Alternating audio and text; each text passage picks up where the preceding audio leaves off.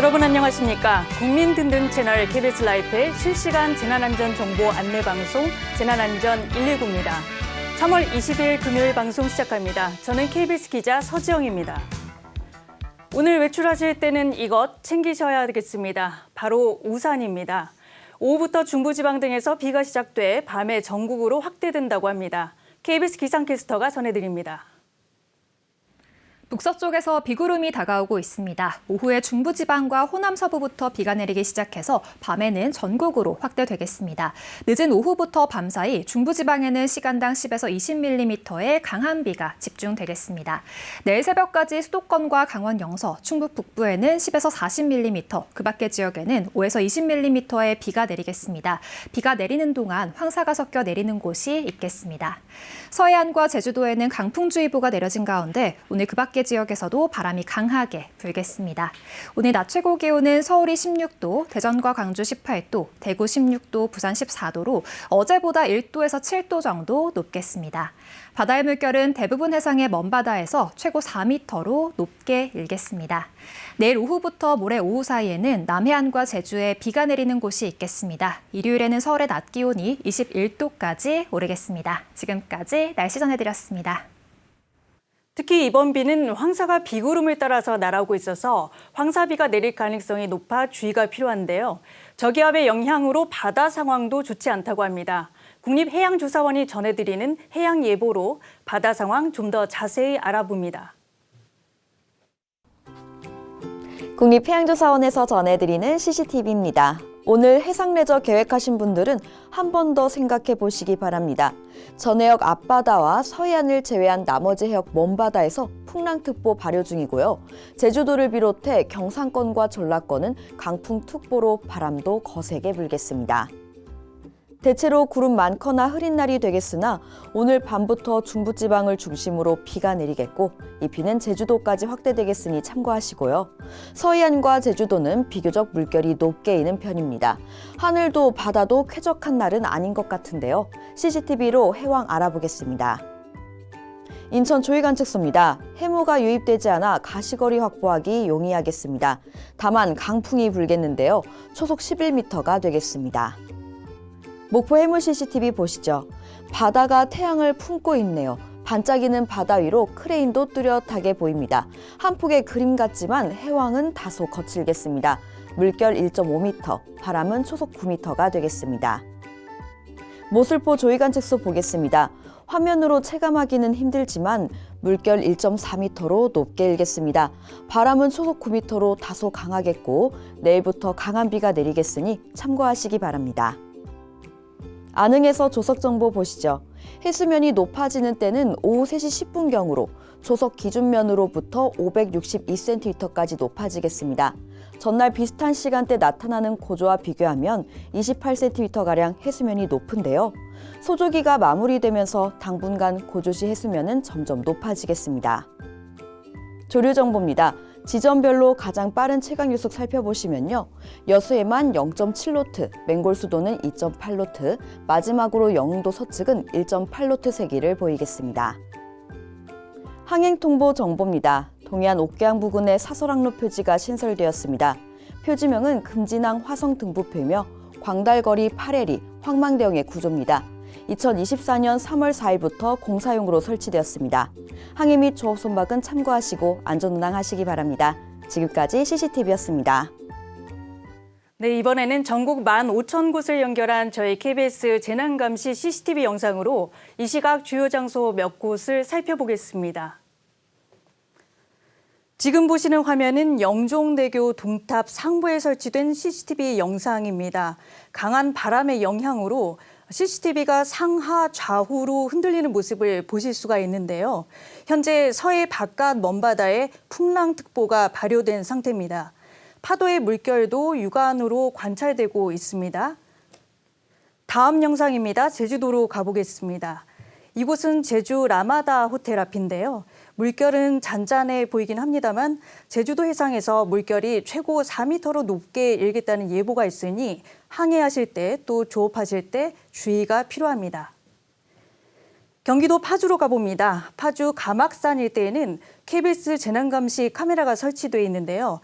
지금 보시면 고비 사막과 내몽골 고원에서 발원한 황사가 유입돼서 시야가 썩 좋지 않은 상황입니다. 마지막으로 교통 상황 전해드립니다. 양화대교 북단 쪽 교통구름 정체되고 있는 상황입니다. 월드컵대교 부근의 복구 공사가 오늘부터 31일까지 예정이 돼 있으니 통행 시 참고하시기 바랍니다. CCTV를 통해 본 재난안전 실시간 정보, 오늘 여기까지입니다. 교통 상황도 살펴봅니다. 이 시각 전국의 고속도로 상황 어떤지 한국도로공사 연결합니다. 함께 보시죠.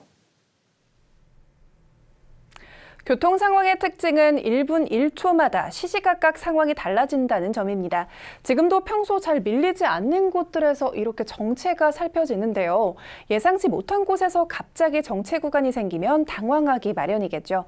이럴 때는 꼭 비상등 활용으로 뒷차에게 이 사실을 알리셔야겠고요. 더불어 후미 추돌 사고 방지를 위해서 언제나 충분한 안전거리도 유지해 주시기 바랍니다.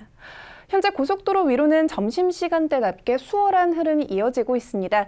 다만 이렇게 정체가 없을 때에도 곳곳에서 사고는 계속 발생하는데요. 1번 경부선 서울 방향 칠곡 분기점 부근입니다. 지금 4차로와 갓길에서 사고 처리하느라 차로 변경 각별히 신경 써주셔야겠고요. 반대 부산 쪽으로는 남사 부근 5차로에서 고장난 화물차 때문에 후방 정체가 살펴집니다.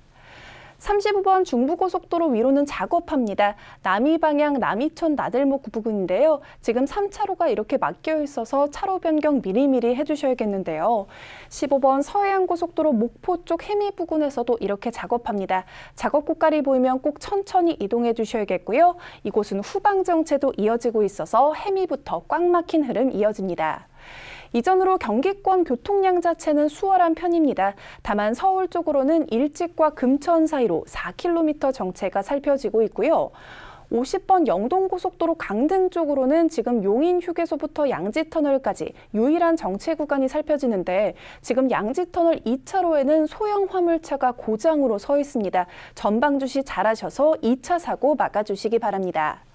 강원권의 경우는 기온이 낮은 탓에 아직까지도 눈이 녹지 못한 게 보입니다. 도로 살얼음 각별히 신경 써주셔야겠는데요. 오늘 강원권뿐만 아니라 전국 곳곳에 밤부터 비 소식이 들어있는 만큼 빗길 감속 운전 해주시기 바랍니다. 어제 오후 3시쯤 순천 완주선 위로는 사고가 있었습니다. 1차로에서 작업 중이던 차량을 승용차가 뒤쪽에서 추돌한 건데요. 사고 원인은 바로 전방 주시 태만이었습니다. 주행을 안전하게 하려면 앞을 봐야 하는 일은 너무나 중요한데요. 특히나 작업 구간이나 사고 같은 돌발 상황들을 만났을 때는 전방 주시 유무에 따라 사고의 크기가 달라집니다. 꼭 모두의 안전을 위해서 운전을 할 때는 앞만 봐주시기 바랍니다. 지금까지 고속도로 교통방송이었습니다. 네, 소방청도 연결해 봅니다. 오늘의 화재, 구조, 구급 소식 들어와 있습니다. 송준영 소방사님 소식 전해주시죠. 네, 어제 오전 9시쯤 충북 제천시 신동에서 차량 화재가 발생했습니다. 운전자는 엔진룸 하부에서 화염이 발생하는 것을 보고 119에 신고했다고 말했는데요. 불은 출동한 소방대에 의해 20여 분 만에 모두 꺼졌습니다. 화재 원인은 기계적 요인으로 추정하고 있습니다. 차량 화재 주 원인으로 기계적 요인과 누출된 오일에서 불이 붙는 경우가 많이 있는 것으로 파악되고 있는데요. 평소 보닛을 열어 각종 오일의 양이 적정한지 또 바닥에 오일이 새는 경우는 없는지 최소한의 점검을 한다면 차량 화재 예방에 도움이 될 것 같습니다. 어제 오후 2시쯤에는 경북 김천시에 있는 한 양계장에서 불이 났습니다. 현재 가축을 사육하지 않는 곳으로 확인되었는데요. 이 불로 인명피해와 가축피해는 없었지만 비닐하우스 10개 동이 타는 등 재산피해가 발생했습니다. 불은 2시간 반 만에 모두 꺼졌는데요. 정확한 화재 원인은 조사 중입니다. 어제 저녁 9시가 조금 안 된 시각, 전북 전주시 덕진구의 다가구 주택 3층에서 불이 났습니다. 소방대원이 현장에 도착했을 때는 자연 소화가 된 상태였는데요. 이 불로 40대 남성 1명이 숨지는 인명피해가 발생했습니다. 불은 안방에서 시작된 것으로 추정하고 있는데요. 정확한 화재 원인은 조사 중입니다. 지금까지 소방청에서 전해드렸습니다. 네, 이번에는 기획 영상입니다. 지진이나 산사태처럼 땅으로부터 발생하는 재난을 지질성 재난이라고 합니다. 가장 예측할 수가 없고 또 예고 없이 닥치는데요. 이런 지질성 재난 때 우리 아이들에게 어떻게 알려주면 좋을까요? 영상 함께 보시겠습니다.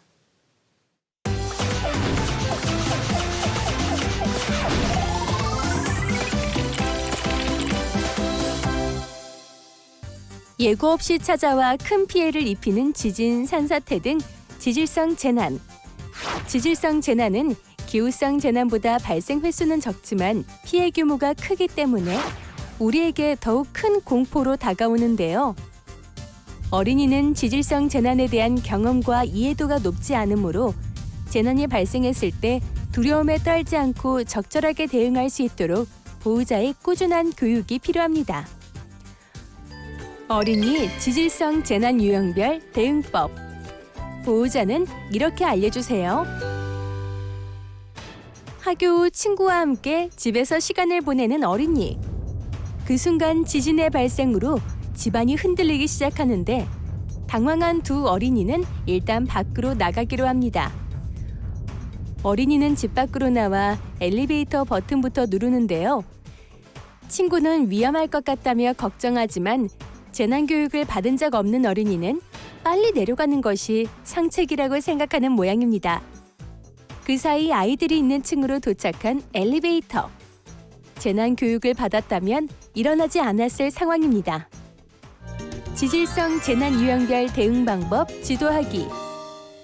지진이 발생한 직후 실내에 있을 경우에는 책상 아래로 들어가 책상 다리를 꼭 잡거나 책가방, 책, 방석 등으로 머리를 보호하는 것이 우선이라고 알려주세요. 지진의 흔들림이 멈춘 후에는 문을 열어 출구를 확보하고 피난 경로를 따라 침착하게 대피해야 하는데요. 이때 엘리베이터 이용은 금물입니다. 야외에서 대피할 때는 책가방 등으로 머리를 보호한 상태에서 대피 장소로 이동해야 하고 대피 장소에서는 인솔자와 보호자의 안내에 따라 행동해야 한다고 알려주세요. 지진 해일로 인해 지자체 또는 소방서의 대피 명령이 있을 때는 즉시 대피해야 하며 높은 파도를 피하기 위해 해안에서 멀리 떨어진 지형이 높은 곳으로 이동해야 한다고 알려주세요. 지진 해일 특보가 해제되기 전까지는 낮은 곳으로 가지 말아야 한다고 알려주세요. 산사태 취약 지역에 거주하는 경우에는 항상 산사태 정보에 관심을 가지는 것이 중요합니다. 산사태 정보 시스템을 이용하여 산사태 경보 발령 지역을 확인할 수 있다는 사실을 알려주세요. 산사태 취약 지역에 거주할 경우 집중호우가 발생하기 전에 미리 안전한 곳으로 대피해야 한다고 알려주세요. 화산 폭발이 일어나면 가급적 실내에 머무르며 재난방송을 청취하는 것이 안전한데요. 실외에 있을 경우에는 자동차나 건물 등으로 신속하게 대피하되 화산재 피해를 막기 위해 마스크나 손수건, 옷으로 코와 입을 보호해야 한다고 알려주세요. 지질성 재난 대응법에 대한 올바른 지도로 우리 아이의 안전인식을 길러주세요. 네, 기획 영상 보셨습니다. 이번에는 우리 동네 현장 한라인 순서입니다. 오늘은 충남 자율방재단 연합회장이자 충남 예산군 자율방재단장이신 신용배 회장 연결해 말씀 들어보겠습니다. 회장님 수고 많으십니다. 네, 우선 저희 시청자분들에게 충남 자율방재단 연합회와 예산군 자율방재단이 언제 발족을 했고 또 어떤 분들로 구성되어 있는지 소개해 주실까요? 예, 자연대책법에 의거하여 설립된 예산군 자율재단은 2009년에 다양한 직업군으로 구성되었으며 충남 자율방재단 연합회는 2014년 발대식을 거쳐 현재는 15개 시군 약 6,500여 명의 단원으로 다양한 전문직을 부여하고 자연재해뿐 아니라 사회 전반에 일어나는 재해에 대하여 예방활동과 복구활동을 하고 있습니다. 네, 그럼 회장님께서 맡고 계시는 충남 자율방재단 연합회 또 예산군의 자율방재단은 그동안 어떤 활동을 하셨고 특별히 보람된 성과는 어떤 게 있었는지 말씀 부탁드립니다. 저희 충남 자율방재단에서는 중요한 목표는 예찰활동을 통하여 재난을 피할 수는 없지만 피해를 최소화하자는 목표를 가지고 활동하고 있으며 다음 단계로는 신속한 대응과 복구 활동을 목표로 하고 있습니다.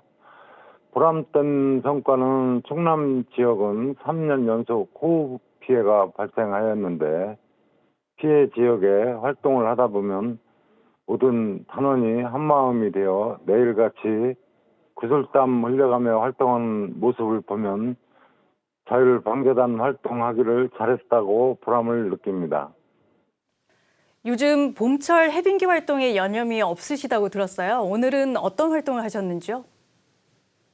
매년 가는 활동인데 그동안 제설 작업을 하였고 봄철엔 해빙기 예찰 활동과 앞으로 우기가 오기 전에 배수부 점검을 하여 우기에 대비하여 피해를 최소화하려고 노력하고 있으며 또한 앞으로 다가올 폭염에 대비하여 무더위 쉼터 안전점검을 실시할 예정에 있으며 오늘 또 상가를 중심으로 안전 캠페인 활동을 하였습니다. 네, 그럼 앞으로 계획은 어떠신지 또 주민들에게 특별히 당부하시고 싶은 말씀 있으시면 전해주실까요? 앞으로 모든 단원이 더 많은 교육 훈련과 활동을 통하여 재난안전 기술을 습득하여 모든 주민을 계도할 수 있는 체계를 만들어 주민이 안전한 나라를 만드는 데 모든 역량을 모으겠습니다. 주민께 드리고 싶은 말은 방송에서 재난방송을 많이 하고 있는데 관심 있게 보시면 위기 대응에 많은 도움이 됩니다. 방송을 보시고 꼭 숙지하시기를 부탁드리겠습니다. 네, 말씀 감사합니다. 오늘 여기까지 듣도록 하겠습니다. 지금까지 신용배 충남자율방재단 연합회장이자 예산군 자율방재단장이었습니다.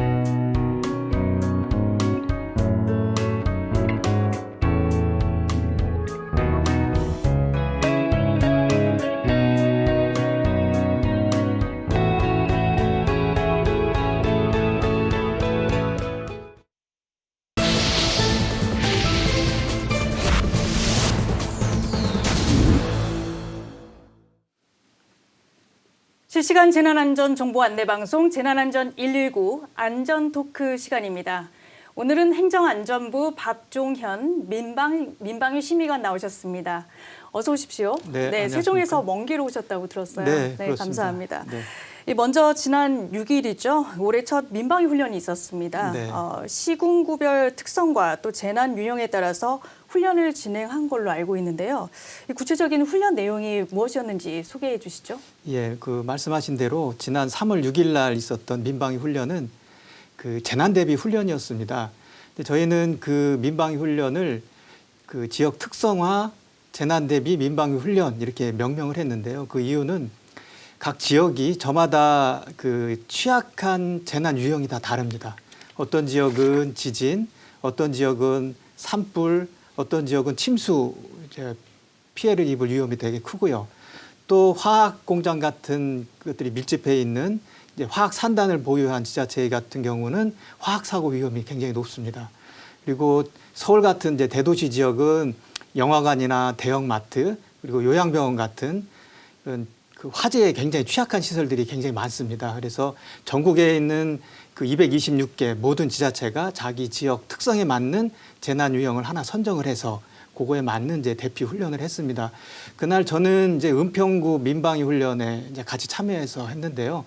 은평구는 그 지역 내에 있는 대형마트를 하나 선정을 해서 이제 화재 대피 훈련을 했습니다. 가상 훈련을 하신 거죠? 아닙니다. 실제로 실제 했어요. 훈련인가요? 네. 그래서 저도 같이 훈련을 했는데 그때 쇼핑하던 이제 쇼핑객분들 그리고 마트 종사자분들하고 같이 저도 대피를 하고 그 대피한 후에는 그 은평구 소방서에서 이제 소방관분들이 나오셔가지고 그 심폐소생술하고 소화기 사용법도 이제 교육을 해주셨는데 그때 소방관분들이 시연하시면서 직접 한번 해보실 분들 이제 신청을 받았는데 굉장히 많은 분들이 서로 해보겠다고. 현장에서 바로 네, 신청을 네. 받으신 거. 예, 네. 그래서 굉장히 많은 분들이 이렇게 직접 시연을 해봤습니다. 그래서 그 뭐 정부 입장에서 전체적으로 평가를 해보자면 아주 성공적으로 그리고 단 한 건의 안전 사고도 없이 이제 민방위 훈련이 마무리가 됐습니다.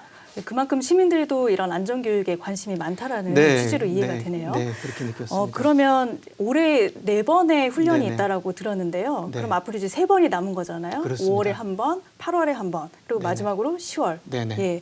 그러면 이후 3번은 어떤 훈련이 진행이 되는 건가요? 네, 그 말씀해 주신 대로 올해는 총 4번 민방위 훈련을 계획을 했습니다.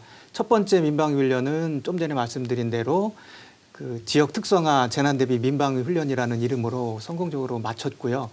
이제 5월에 있을 민방위 훈련은 공습 대비 민방위 훈련입니다. 근데 이번 5월에 있는 공습 대비 민방위 훈련에는 전 국민이 참여하지 않고요. 관공서 위주로 진행이 됩니다.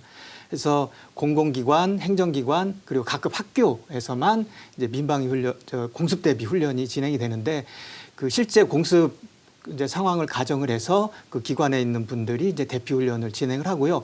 8월에 있는 이제 민방위 훈련이 이제 전 국민이 참여하는 그 공습 대비 훈련이 됩니다. 8월이 대규모 훈련이 예정돼 있는 거군요. 그래서 이때는 이제 그 공무원들이 하는 전시 대비 훈련이 있는데 이게 을지 연습이라고 하는데 요거하고 같이 연계를 해서 합니다.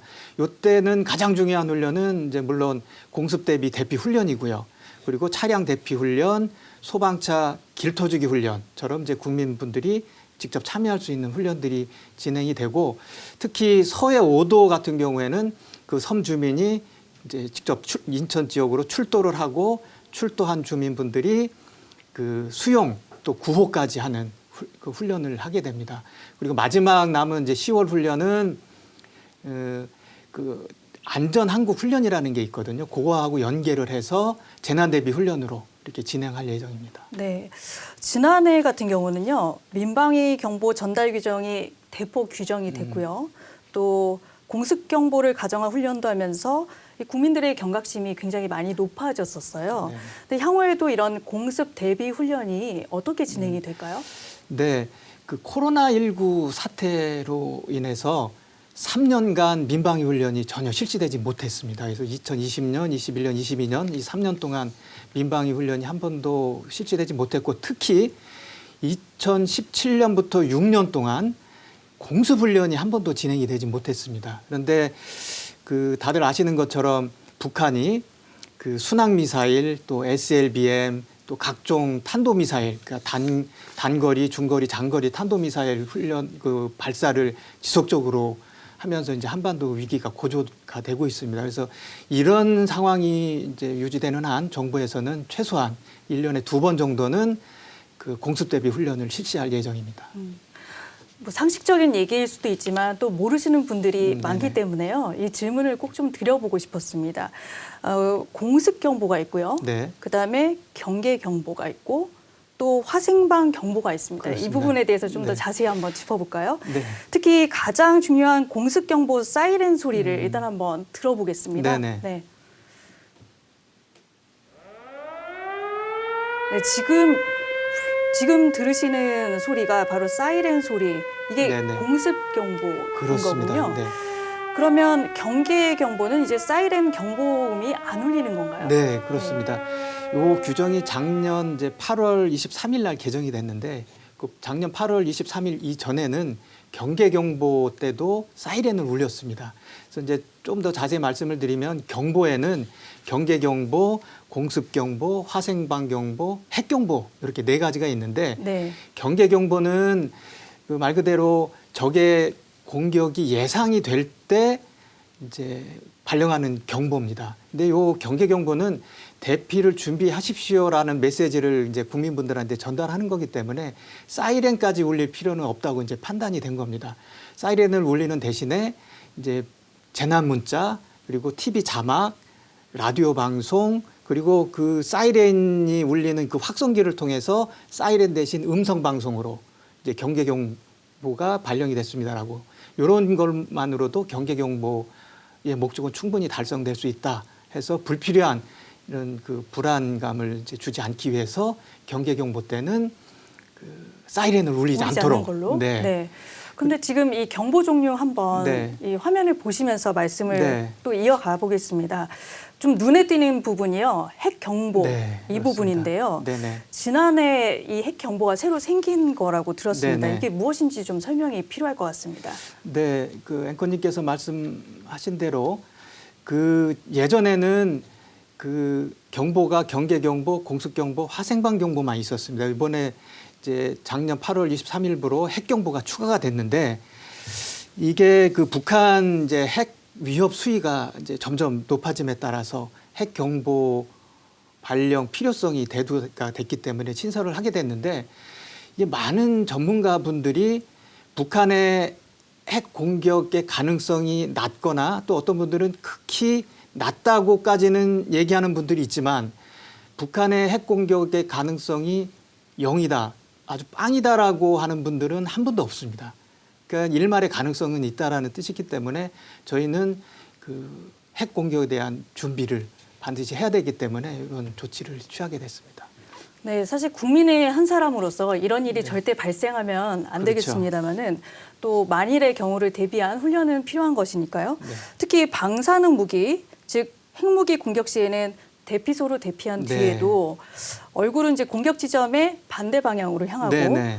또 눈과 귀를 막고 이런 행동 요령이 있습니다. 이제 네네. 그 부분도 자세히 소개해 주시기 부탁드립니다. 네, 그 핵 경보가 발령이 되면 그 국민분들께서 가장 먼저 해야 될 조치는 지하 시설로 대피하는 겁니다. 그 다음에 이제 만약에 너무 급박해서 지하 시설로 대피할 시간적 여유가 없다고 하면 핵 폭탄이 폭발한 그 반대 방향으로 이렇게 몸을 숙이고, 그 핵 폭발의 위력이 너무 강하기 때문에 이제 시각과 청력에 손상을 줄 수가 있습니다. 그걸 방지하기 위해서 눈과 귀를 가리고, 그다음에 이게 그 핵폭발 위력 때문에 이 몸속의 기압과 몸 밖의 기압 차이가 크게 날 수가 있답니다. 그래서 입을 약간 벌리면 그 기압차를 줄일 수가 있다고 합니다. 그리고 이 진동도 어마어마하게 크기 때문에 배는 땅에 대지 않고 이렇게 약간 띄우는, 이렇게 되면은 이제 그 위험을 크게 줄일 수가 있는데, 그래서 오늘 이제 이런 인터뷰가 있다고 해서 제가 관련 자료를 좀 한번 찾아봤습니다. 네. 그래서 이제 히로시마 원폭 당시 이제 자료를 찾아보니까 네. 그 당시 원자 폭탄이 투하된 곳에 그 500m 반경 안에 2만 1,000여 명의 주민이 있었답니다. 그 당시에. 네. 근데 이 2만 1,000여 명의 주민 중에 19,000명이 사망을 했습니다. 네. 근데 이제 이게 90%에 해당하는 주민인데, 나머지 10%의 생존자가 있다는 말씀이잖아요. 네, 그렇습니다. 그래서 19,000여 명이 90%가 사망을 했고 중상자가 또 470여 명인데, 중요한 거는 이제 앵커님 지금 방금 이제 지적해 주신 대로 그 와중에도 경상자가 300명, 안전하게 생존한 분이 900여 명이나 됩니다. 그럼 이분들은 어떻게 생존했을까? 그걸 또 연구를 해봐야 되겠습니다. 그렇죠. 그러니까 이분들은 지하 시설이나 이제 엄폐물 뒤에 숨었던 분들입니다.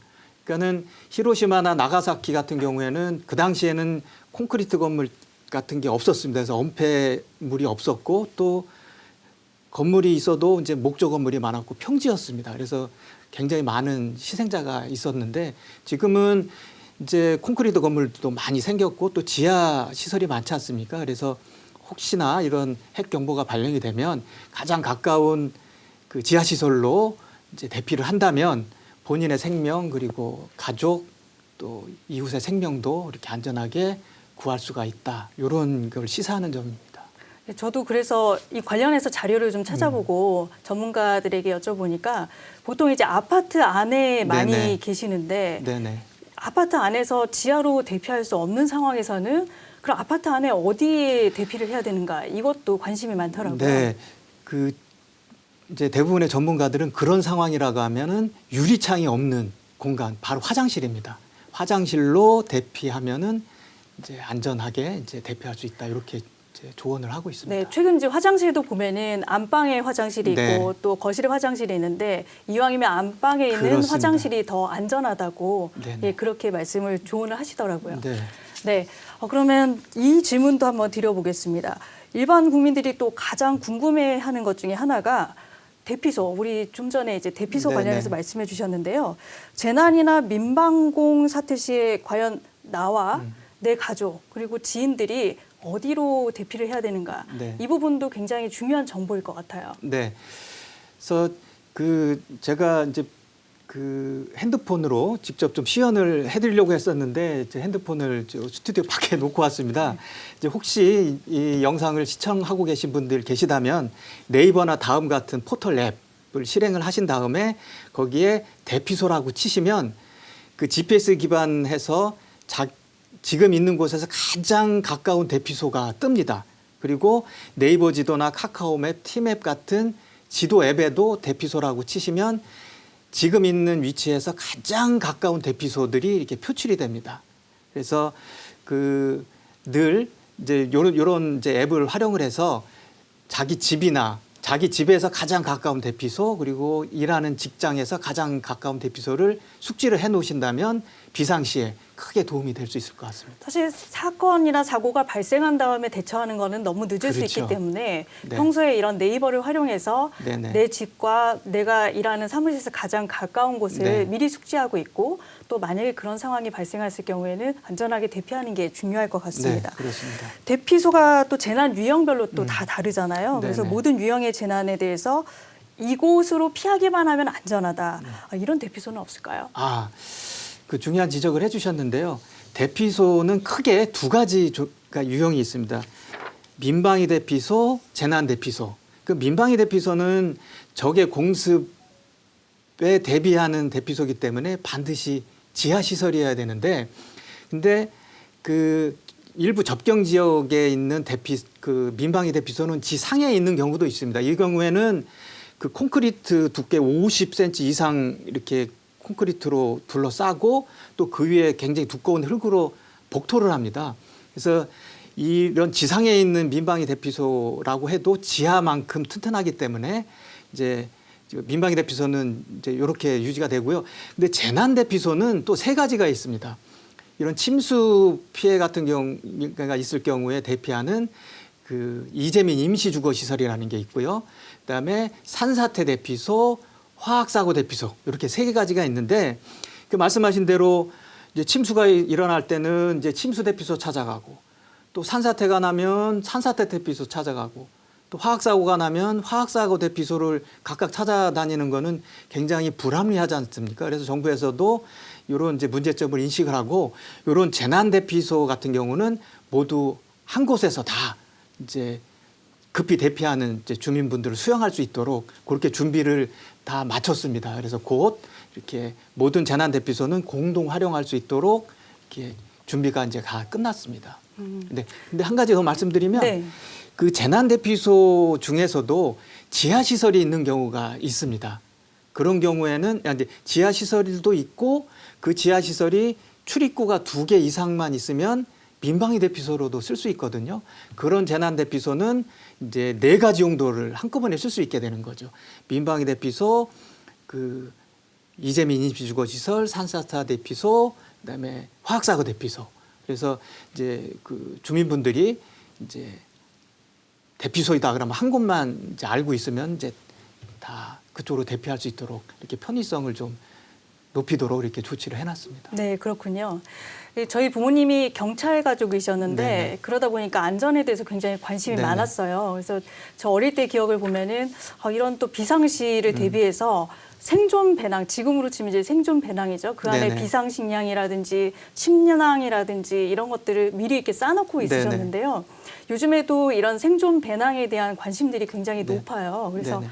과연 이 생존 배낭에는 무엇이 들어가야 되는지 네. 그런 부분도 좀 소개를 아, 부탁드리겠습니다. 네. 그래서 행안부에서는 이제 매년 비상시 국민 행동 요령이라고 하는 그 내용을 담은 이제 안내 책자를 만들어서 이제 배포를 하고 있습니다. 근데 그 안에 그 비상시 국민 행동 요령이라고 하는 얇은 책자 안에 그 생존시 배낭, 그 생존 배낭 예, 안에 들어갈 이제 품목들을 이렇게 적어놨습니다. 근데 이제 책자로 돼 있으니까 뭐 많은 분들이 잘 보지 않고 그래서 저희가 올해부터는 이게 화면에 보이실지 모르겠지만은 요 내용을 네. 자석 스티커로 만들어서 이제 각 네네. 가정에 배포를 할 예정입니다. 그러면 네네. 그 냉장고에 붙여놓고 지금 CG로 네, 간단하게 네. 소개가 됐는데요. 네. 이 화면을 보면서 소개를 해주시겠어요? 네. 이 이제 생존 배낭 안에 꼭 들어가야 될 물품은 이제 생수, 간편식, 손전등, 그리고 라디오 배터리, 그다음에 상비약, 담요 등이 되겠습니다. 상비약 중에는 어떤 것들이 좀 필요할까요? 이제 상처를 입을 수 있기 때문에 이제 네. 그 피부에 난 상처를 간단히 치료할 수 있는 약이나 뭐 이제 감기약 뭐 이런 것들이 되겠습니다. 그리고 해열제 이런 거요. 사실은 이런 비상 상황에서 마지막으로 정보를 수신할 수 있는 것이 라디오거든요. 그렇습니다. 예, 그 라디오도 이런 휴대용 라디오 같은 것들이 요즘에 시중에 네. 팔고 있으니까요. 네네. 이런 것도 반드시 구비해 놓으시면 네. 좋을 것 같습니다. 네. 그러면 끝으로 시청자분들께 재난안전과 관련해서 꼭 당부하고 싶은 말씀이 있으시다면 한 말씀 네. 해주시죠. 저는 이제 행안부에서 이제 민방위 심의관이라는 직책을 맡고 있습니다. 그래서 매년 민방위 훈련을 이제 실시를 하고 있는데 굉장히 많은 분들이 이 민방위 훈련을 좀 귀찮고 이거 뭐 전쟁이 금방 나는 것도 아니고 뭐 지진이 금방 나는 것도 아닌데 이거 왜 하지? 이렇게 필요성을 잘 못 느끼는 분들이 많습니다. 근데 실례를 들어보면 이제 뉴스에서 보면 이제 길에서 이렇게 갑자기 심장이 멎는 경우에 길 가던 행인이 이렇게 심폐소생술로 네. 이렇게 그런 미담이 많이 네, 전해지고 있죠. 귀중한 생명을 살려내는 경우가 많이 있었는데 이분들은 대부분 그 심폐소생술을 한 번이라도 봤다거나 실제로 해보신 분들이거든요. 이 민방훈련도 마찬가지입니다. 훈련을 한 번 해본 것과 안 해본 거는 천지 차이거든요. 그래서 이런 민방위 훈련이 있을 때 좀 이렇게 귀찮게 생각하지 마시고 한 번이라도 이렇게 참여를 해보시면 비상시에 이제 정말 그 큰 도움이 될 거라 믿습니다. 그래서 앞으로 있을 그 민방위 훈련에 적극적으로 참여해 주십사라는 부탁의 말씀을 드리고 싶습니다. 네, 비상시 생존과 안전에 네. 관한 여러 가지 말씀 잘 들었습니다. 오늘은 여기까지 듣도록 하겠습니다. 지금까지 행정안전부 박종현 민방위 심의관이었습니다. 오늘 말씀 감사합니다. 네, 감사합니다. 네, 재난안전 119 오늘 순서는 여기까지입니다. 저희는 다음 주에 다시 돌아오겠습니다. 시청해 주셔서 감사합니다.